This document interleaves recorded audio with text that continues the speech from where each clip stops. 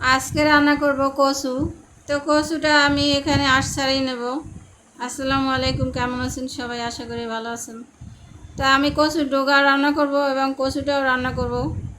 তো আমি এখন মিক্সার করে এনেছি, নিয়ে এখন আমি কচুর ডগাটা আমি সিদ্ধ বসাই দেবো একটু পানি লবণ দিয়ে।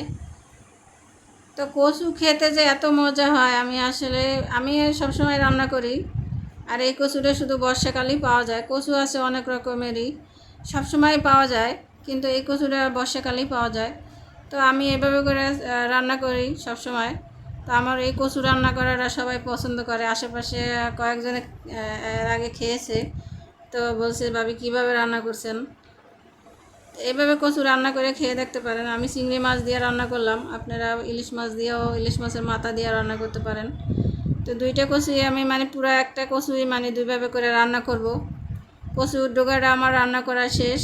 এখন আমি কচুটা যেটা মিক্সে করে রাখছি সেটাও রান্না করব। এখানে আদা বাটা, রসুন বাটা, জিরা বাটা, কাঁচামরিচ ফালি, পেঁয়াজ কুচি, তেজপাতা দুইটা দিয়ে আমি ভালোভাবে মশলাটা কষিয়ে একটু পানি দিয়ে রান্না করি। একবার আমি একটু হলুদের গুঁড়ো দিয়েছিলাম চিংড়ি মাছটা ভাজার সময়, হলুদ আর লবণ। এখন আমি আর একটু দিয়ে দেবো, যেহেতু এখানে একটা কচু ছিল, একটা কচুর পরিমাণ অনেক বেশি ছিল, তো এখানে হলুদের গুঁড়াটা আরেকটু বেশি লাগবে। তো আমি এখানে কোনো মরিচের গুঁড়া ব্যবহার করি না, আপনারা চাইলে মরিচের গুঁড়াও দিতে পারেন।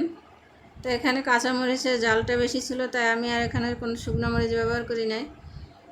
তো এখন আমি সেই মিক্সে করা কচুটা দিয়ে দেবো। আপনারা এটা শিলপাটায় বেটে নিতে পারেন, সিদ্ধ করেও বেটে নিতে পারেন। তো আজকে